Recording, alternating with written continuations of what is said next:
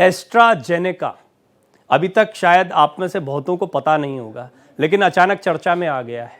Covishield vaccine एक बार फिर चर्चा में, पहले भी चर्चा में रही है। कोविड महामारी, कोरोना महामारी ने पूरी दुनिया को दहशत से भर दिया था। दुनिया के लगभग सभी देश इसकी जद में आ गए थे। इस महामारी से बचाव के लिए कोविड-19 वैक्सीन जो लगाए गए, उसको लेकर एक बड़ा खुलासा हुआ है। वैक्सीन बनाने वाली ब्रिटेन की फार्मास्यूटिकल कंपनी एस्ट्राजेनेका ने स्वीकार किया है कि इससे हार्ट अटैक और ब्रेन स्ट्रोक के खतरे बढ़े हैं। जी हां, ये स्वीकार किया गया है। आपको बता दें कि एस्ट्राजेनेका ने कोविशील्ड वैक्सीन बनाई है। सबसे पहले एक खास रिपोर्ट देखिए।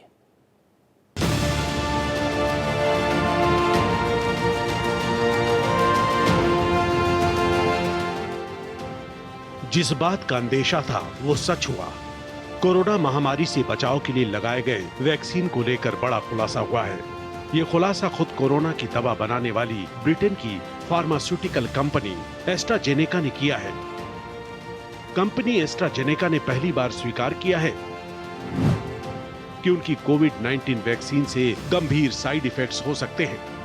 एस्ट्राजेनेका ने कबूल किया कि रेयर मामलों में कोविड-19 वैक्सीन से थ्रोम्बोसाइटोपेनिया सिंड्रोम (TTS) जैसे साइड इफेक्ट्स हो सकते हैं। एस्ट्राजेनेका ने इस साल फरवरी महीने में यूके हाई कोर्ट के समक्ष वैक्सीन के साइड इफेक्ट्स के आरोपों को स्वीकार किया, लेकिन साथ ही कंपनी ने वैक्सीन के पक्ष में भी अपना तर्क रखा। आपको बता दें कि कंपनी इस वैक्सीन को दुनिया भर में कोविशील्ड और वैक्स जेवरिया के नाम से बेचती है। कोरोना महामारी से लोगों की जिंदगी बचाने की जद्दोजहद में जुटी रहने वाली फार्मास्यूटिकल कंपनी एस्ट्राजेनेका ने serum institute of India (SII) के साथ मिलकर भारत के पुणे में कोविशील्ड को तैयार किया था। लेकिन कोरोना के बाद से लोगों के दम तोड़ देने की घटनाएं सामने आने लगी, जिसके बाद से कोरोना वैक्सीन को संदेह की नजरों से देखा जाने लगा। आपको बता दें कि एस्ट्राजेनेका के खिलाफ ब्रिटेन के जेमी स्कॉट नाम के शख्स ने केस दर्ज कराया। स्कॉट का आरोप है कि कंपनी की कोरोना वैक्सीन की वजह से वो थ्रोम्बोसाइटोपेनिया सिंड्रोम की समस्या से जूझ रहे हैं। यही ने ब्रेन डैमेज का भी शिकार हो गए। जेमी स्कॉट अकेले नहीं थे जिन्होंने कोरोना वैक्सीन के खिलाफ शिकायत की। कई लोगों ने कोर्ट का रुख किया और सभी का आरोप रहा कि वैक्सीन लेने की वजह से उन्हें साइड इफेक्ट्स का सामना करना पड़ा है। यही नहीं, पीड़ितों ने मुआवजे तक की मांग की है। Bureau report, Bharat express. और निश्चित तौर पर इस खुलासे के बाद, इस स्वीकृति के बाद कई लोगों में टेंशन आया होगा, लेकिन टेंशन लेने की ज़रूरत नहीं। ये बात सही है कि हाल के दिनों में आपने कई वीडियो फुटेज देखे, किसी को नाचते हुए, किसी को क्रिकेट खेल के आते हुए, किसी को दौड़ते हुए देखा, और आपने देखा अचानक हार्ट अटैक आ गया। कम उम्र के लोगों में हार्ट अटैक आ गया। इसके बाद से ही ये बहस छिड़ गई थी। फार्मास्यूटिकल कंपनी एस्ट्राजेनेका के कबूलनामे ने कोरोना वैक्सीन के साइड इफेक्ट्स को लेकर शक को यकीन में बदल दिया है। अब आपको बताते हैं कि आखिर एस्ट्राजेनेका ने यूके हाई कोर्ट के समक्ष क्या दलीलें रखी हैं। एस्ट्राजेनेका ने कोर्ट के समक्ष दायर लीगल डॉक्यूमेंट में कोविशील्ड वैक्सीन को लेकर क्या क्या कहा है, वो जानिए। यूके हाई कोर्ट में एस्ट्राजेनेका का कबूलनामा है। यूनिवर्सिटी ऑफ ऑक्सफोर्ड के साथ मिलकर तैयार कोरोना वैक्सीन से साइड इफेक्ट्स हैं। साइड इफेक्ट्स थ्रोम्बोसाइटोपेनिया सिंड्रोम जैसे हो सकते हैं, लेकिन ये बहुत रेयर है।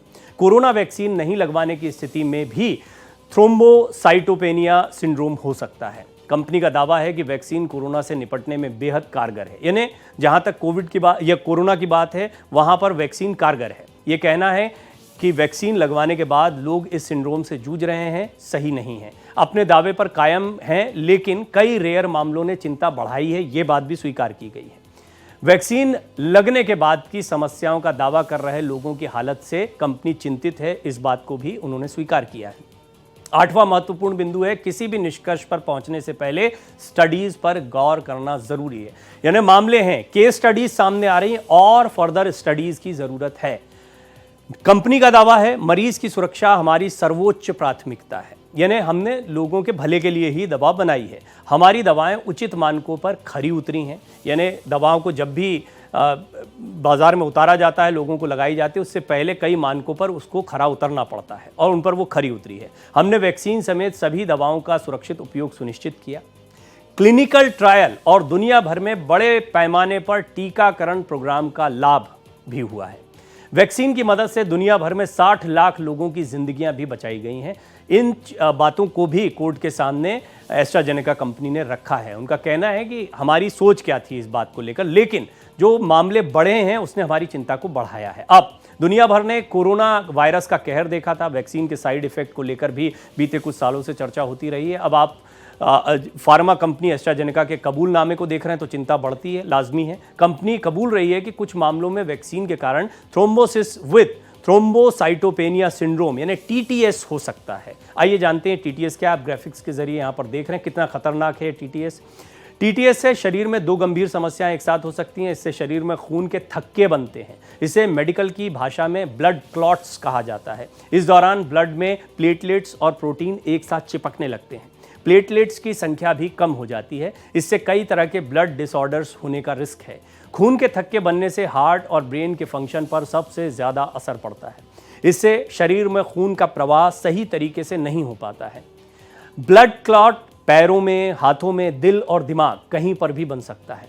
ब्लड क्लॉट हार्ट में होने से हार्ट अटैक का खतरा, थ्रोम्बोसिस की वजह से भी शरीर की नसों में खून जमता है। ये कुछ वजह हैं जिसको आप समझ पा रहे हैं कि कैसे ब्लड क्लॉट पैरों, हाथों, दिल और दिमाग कहीं पर भी ये थक्का बन सकता है। और ब्लड क्लॉट हार्ट में है तो इससे हार्ट अटैक का खतरा बढ़ जाता है। थ्रोम्बोसिस की वजह से भी शरीर की नसों में खून जमता है। थ्रोम्बोसिस अगर ब्रेन में हुआ तो ब्रेन में ब्लड क्लॉट बनता है। इससे ब्रेन हेमरेज और इसकी रिस्क बढ़ जाती है कि ब्रेन हेमरेज हो जाए, ब्रेन स्ट्रोक हो जाए, इसका रिस्क बना रहता है। तो कुल मिलाकर आप अंदाज़ा लगा सकते हैं कि टीटीएस कितना खतरनाक है। और इस टीटीएस की वजह से कई लोग जो हैं वो इस समय परेशानी महसूस तो कर ही रहे हैं, साथ ही साथ एक डर बैठता है। अब ये डर आपके अंदर कितना होना चाहिए, नहीं होना चाहिए, क्या एहतियात बरतनी चाहिए, मुझसे बेहतर है कि मैं आपको एक्सपर्ट से सीधे रूबरू करवाऊं। डॉक्टर नरेश चावला मेरे साथ जुड़ रहे हैं जो कि पूर्व नेशनल ज्वाइंट सेक्रेटरी हैं आईएमए के। डॉक्टर चावला, सबसे पहले मैं आपका बहुत बहुत स्वागत करता हूं भारत एक्सप्रेस पर। डॉक्टर चावला, खबर आपको कितना परेशान करने वाली है? हालांकि मैं जानता हूं कि एम्स में और कई जगहों पर कई बड़े बड़े डॉक्टर्स जो हैं इस पर रिसर्च कर रहे थे, पहले से भारत में भी टीम्स इस पर काम कर रही हैं। जब ये मामले बढ़े थे तो आप लोग इसको लेकर बहुत सतर्क थे, लेकिन अब जब एस्ट्राजेनेका कंपनी इस बात को स्वीकार करती है तो क्या थोड़ा डर बढ़ना लाजमी है? देखिए, चूंकि ये पब्लिक चैनल है, वो हमें सुनने वाले आम जनता है, तो मैं जो भी शब्द बोलूंगा नाप तोल के बोलूंगा। वो ऐसा उद्देश्य ना आपका है ना हमारा है, लोगों को डराने का या पैनिकी करने का उद्देश्य नहीं है। पूर्व भूमिका ये है कि कोविड के बाद या कोविड-19 के बाद जो 2020 की स्टार्ट में शुरू हुआ था, आज तक हम एक ऐसे शॉक से गुजरे हैं। हम सब जानते हैं कितना हम लोगों ने तबाही देखी है। तो वो एक स्थिति थी जो वेव 1 थी, जब आपने देखा कि लोग अपने रिश्तेदारों मरों को छूते नहीं थे, वो स्थिति थी। दूसरी वेव जो 2021 अप्रैल में आई थी, जो हमने देखी है, लोगों को जीती जागती मौत देखने को मिली है। हम इस चीज से अभी उभरे नहीं, नंबर 1 जी। नंबर 2, ये एक ऐसी स्थिति थी जिस टाइम पूरी दुनिया में तबाही मची हुई थी और हजारों कंपनियों ने कोशिश की। फाइजर ने अपनी वैक्सीन बनाई, एस्ट्राजेनेका ने वैक्सीन बनाई, भारत बायोटेक ने वैक्सीन बनाई, चीन देश ने अपनी वैक्सीन बनाई, वगैरह वगैरह। कुछ देशों ने भी, यूरोपियन देशों ने अपनी वैक्सीन बनाई। उस स्थिति में सबसे जरूरी था कोई वैक्सीन बने जिससे आम जनता बच सके। मत भूलिए, जिस वैक्सीन की हम बात कर रहे हैं कोविशील्ड, इसका जो अप्रूवल था, नॉर्मली वैक्सीन बनने में 4-5 साल लगते हैं। उसमें पहले ट्रायल्स होते हैं, फिर फील्ड ट्रायल्स होते हैं, phase 1 trials, phase 2 trials, animal trials, human trials, उसके बाद जाके वैक्सीन रिलीज की जाती है। दिस अप्रूवल जो इंडियन गवर्नमेंट ने और डीजीएचएस ने दिया था, this was emergency approval. Emergency approval का मतलब ऐसी विनाशक स्थिति है, पेंडेमिक है, लोगों को मैस स्केल पे बचाना जरूरी है। अब आज का जो आप सवाल पूछ रहे हैं कि अब हमें इतने सालों बाद पता चलता है, हमारे देश में तकरीबन 220 करोड़ यूनिट लोगों को यूनिट लगी है। ज्यादातर लोगों को 2 यूनिट लग गए, 2 डोजेस लग चुकी थी। तीसरा बूस्टर ज्यादातर लोगों ने नहीं लगवाया था। उस स्थिति में हमें आज एक न्यूज पता चलती है, जिसका मैं ऑलमोस्ट टीवी चैनल्स पे 4था-5वां प्रोग्राम सुबह से दे रहा हूं। तो एक स्पष्टीकरण है। क्या पहली बात, लोगों को बहुत ज्यादा डरने की जरूरत है? तो मेरा जवाब है बिल्कुल भी नहीं। जो वैक्सीन आपने या मैंने आज से 2 या 2.5 साल पहले लगवाई थी, उसका असर खत्म हो चुका है। उसका जो टीटर होता है वो 1 साल में खत्म हो जाता है। अगर उसको इस टीटर को मेंटेन करना होता है तो हमें बूस्टर लगवाना होता है। तो पहली बात ये सोचना कि उस टाइम या उसके एकदम बाद या आज कोई नुकसान बहुत ज्यादा हो सकता है, my answer is perfectly no. और आपका कहना है कि जब एस्ट्राजेनेका, जो भी ये विदेशी कंपनियां हैं, विदेशी जमीनों पे, वहां पे जो रूल्स और लॉज हैं वो बहुत स्ट्रिक्ट हैं। कुछ भी चीज पता चलती है तो वो पब्लिक करनी पड़ती है। मत भूलिए, इससे पहले फाइजर की जो वैक्सीन थी, जो बहुत महंगी वैक्सीन थी और बहुत ज्यादा हमारे देश में कम लगी थी, अमेरिका वगैरह में ज्यादा लगी थी, उसका वो भी फंस चुकी है। तो कहने का मतलब, जो वैक्सीन थी जिनका अप्रूवल सिर्फ सिर्फ कहा जाए तो इमरजेंसी अप्रूवल था, उनको फुल्ली पूरी तरह ट्राई नहीं किया गया था। तो आप सबसे पहले ये पूछना कि जो टीटीएस नाम की कंडीशन है, थ्रोम्बोसाइटोपेनिया सिंड्रोम, ये कितनी खतरनाक है? तो मैं कहूंगा यस, खतरनाक तो है। प्लस जो आजकल जो हमने पिछले कुछ 2-3 साल में देखा है, यंग लोगों को हार्ट अटैक बहुत हो रहे हैं, लोगों को ये स्ट्रोक बड़ा इंपॉर्टेंट, मैं माफी के साथ आपको रोकना चाह रहा हूं डॉक्टर चावला, ये बड़ा अहम सवाल है और बड़ा अहम बिंदु है जिसको थोड़ा विस्तार से समझने की जरूरत है। और हम इसको विस्तार से समझेंगे कि ये टीटीए कंडीशन या थक्का जमना, इसको सीधी भाषा में, देसी भाषा में समझें तो खून का थक्का जम जाए, ब्लड क्लॉट बन जाए, तो ये कितना परेशानी का सबब है। एक और रिपोर्ट मैं आपके सामने रखता हूं, फिर डॉक्टर चावला से हम एहतियात की भी बात करेंगे। कोरोना वायरस से परेशान लोग अब एक नए डर का सामना कर रहे हैं जिसका नाम हार्ट अटैक है। दरअसल कोरोना वायरस का दौर देखने वाले तमाम लोग अब बढ़ते हार्ट अटैक के खतरे और उनसे हो रही मौतों से बेचैन हैं। तेजी से बढ़ते इन मामलों की वजह कोविड वैक्सीन को बताया जा रहा है, या इसको लेकर एक बहस चलती रही है, डिस्कशन चलता रहा है। हार्ट अटैक के बढ़ते मामलों का सारा दोष कोरोना महामारी पर मढ़ा जाता रहा है, हालांकि यह जांच का विषय है। इस पर एक रिपोर्ट देखिए, फिर बात करते हैं डॉक्टर नरेश चावला से।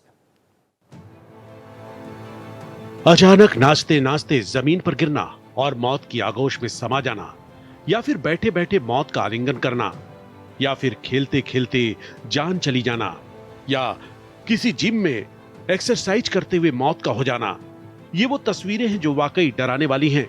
हैरानी की बात यह है कि ज्यादातर मरने वालों की उम्र 30 साल से भी कम पाई गई है। यही नहीं, इससे स्कूली बच्चे तक नहीं बच पा रहे हैं। कुछ स्कूली बच्चों में भी हार्ट अटैक और कार्डियो अरेस्ट की वजह से मौत की घटनाएं सामने आई हैं। पिछले कुछ समय से सोशल मीडिया पर भी तेजी से ऐसे वीडियोस वायरल हो रहे हैं जिसमें किसी व्यक्ति को डांस करते करते या बैठे बैठे हार्ट अटैक आया या उसकी मौत हो गई।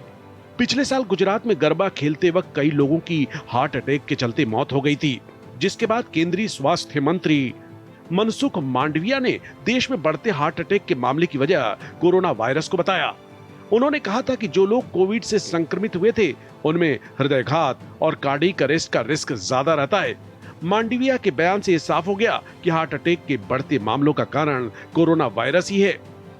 भारतीय आयुर्विज्ञान परिषद ICMR के द्वारा की गई एक रिसर्च में भी ये दावा किया गया कि जो व्यक्ति गंभीर रूप से कोविड वायरस का शिकार हुए थे उनमें हार्ट अटैक का जोखिम ज्यादा देखा गया, जिसके बाद ऐसे लोगों को सलाह दी गई कि दिल के दौरे से बचने के लिए 1 या 2 साल तक अत्यधिक परिश्रम नहीं करना चाहिए।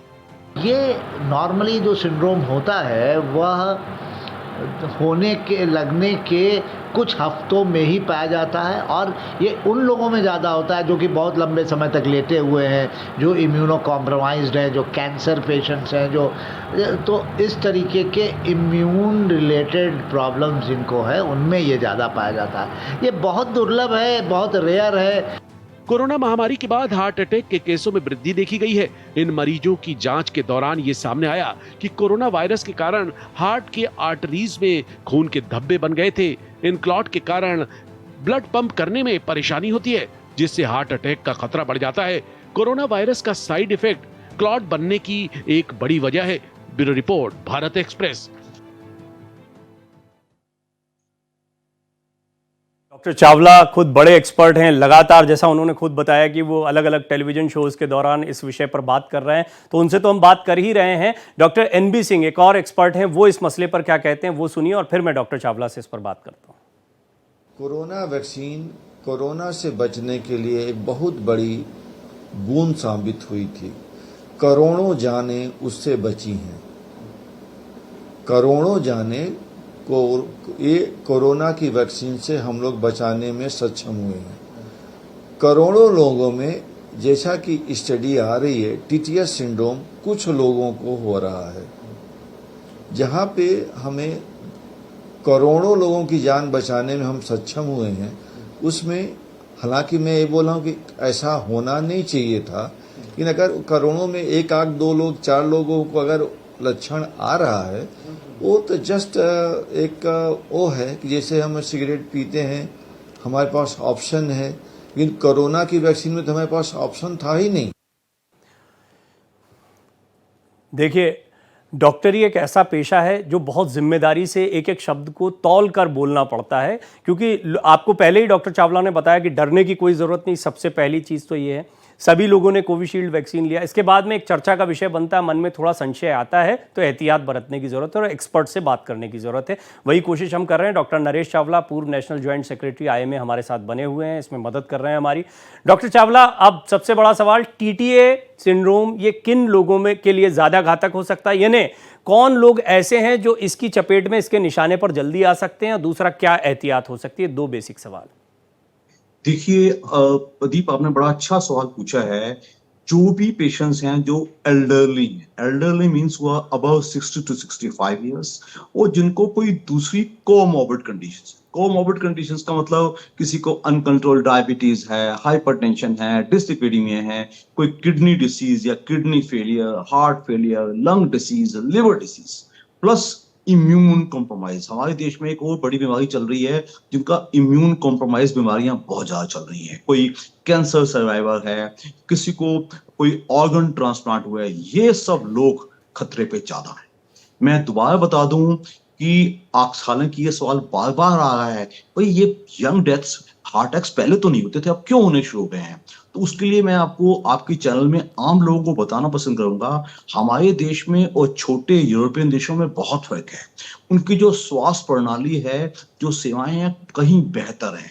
हमारे देश में हम ये नहीं कहेंगे नहीं है, but a lot more is desired. क्या मैं ये भूल सकता हूं, मेरे देश में ओबेसिटी इतनी ज्यादा है, मोटापा इतने ज्यादा है, सेडेंटरी लाइफ इतना ज्यादा है, हमारे देश के हाइपरटेंशन यानी कि ब्लड प्रेशर के पेशेंट प्रॉपर्ली कंट्रोल नहीं है। मेरे देश में 12 करोड़ शुगर के पेशेंट्स हैं, उसमें से प्रैक्टिकली आधे से ज्यादा की शुगर प्रॉपर कंट्रोल नहीं होती है। क्या मैं ये भूल सकता हूं कि लोग कोलेस्ट्रॉल की परवाह नहीं करते? मेरे देश में सोशियो इकोनॉमिक वजहों से न्यूट्रिशनल सपोर्ट कम रहता है, लोगों को खाना अच्छा नहीं मिल पाता है, लोग इतनी स्ट्रेस में रहते हैं, ऊपर से टोबैको है, टोबैको स्मोकिंग भी है। जो आप अच्छी तरह जानते हैं, इंडिया में टोबैको स्मोकिंग या टोबैको च्यूइंग वर्ल्ड में मैक्सिमम है। ऐसे लोगों को सतर्क रहने की जरूरत है। एहतियात बहुत संक्षेप में, क्योंकि अब कार्यक्रम के अंतिम दौर में हमें, क्या एहतियात बरती जाए? एहतियात फिलहाल तो यह कि जो मैं आम अपने देशवासियों को सुझाव दे सकता हूं, पहले तो कोविड चला गया, कोविड दोबारा नहीं आएगा। लोग मुझसे पूछते हैं डॉक्टर दोबारा आएगा, मैं कहूंगा दूसरा कोई कोविड जरूर आ सकता है, बट ये कोविड हमारे देश में अब एक वायरल फ्लू या इन्फ्लुएंजा या फ्लू की तरह एंडेमिक बैठे रह जाएगा। इसका काम खत्म हो चुका है, तो इसलिए डरने की जरूरत नहीं है। कोविशील्ड का जैसा कि वैक्सीन का कई फायदे भी होते हैं, छुटपुट नुकसान भी होता है। जहां करोड़ों बचते हैं, वहां छुटपुट नुकसान को नजरअंदाज कर है। आपका पूछना आम जनता क्या करे?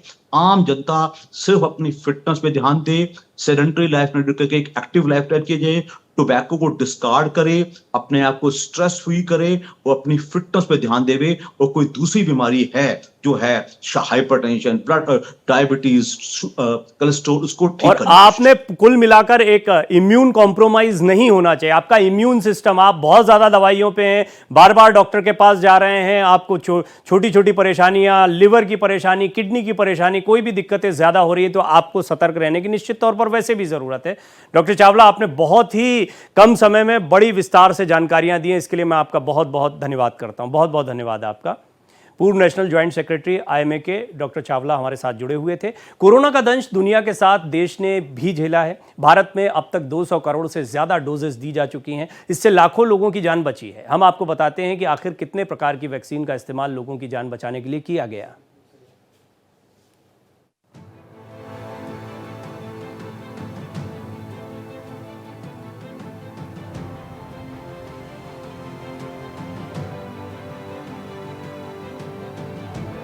कोरोना के उस दौर को कौन भूल सकता है। ये वो समय था जब दुनिया में खौफ का माहौल था, हर किसी के चेहरे पर एक भय रहता था। एक एक जान बचाने के लिए जद्दोजहद चल रही थी। शमशान घाट के बाहर शवों की कतार लगी रहती थी। घंटों के इंतजार के बाद दाह संस्कार का नंबर आता।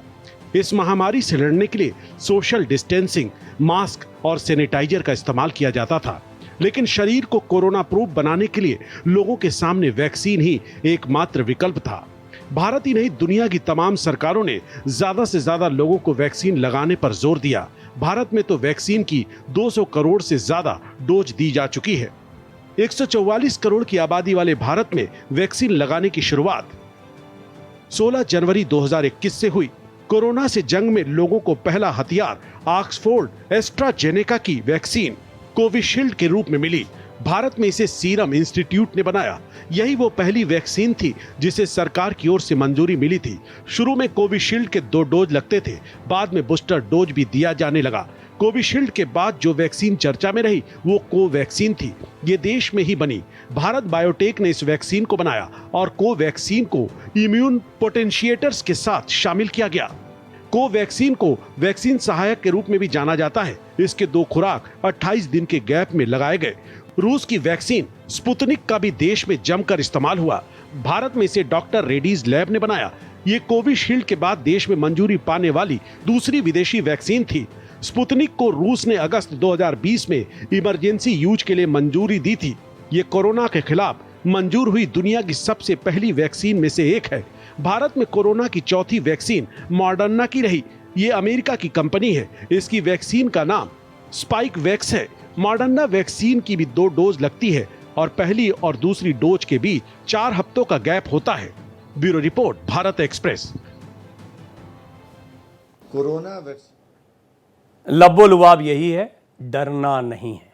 बिल्कुल डरना नहीं है और एहतियात रखनी है। अगर आप पहले से किसी परेशानी से जूझ रहे हैं तो निश्चित तौर पर वैसे भी आपको सतर्क रहने की ज़रूरत है। अपनी फिटनेस पर ध्यान दें, अपने इम्यून को मजबूत बनाकर रखें। कुछ सलाह है जो डॉक्टर चावला ने भी चर्चा के दौरान दी है। हमारी इस खास पेशकश में फिलहाल इतना ही।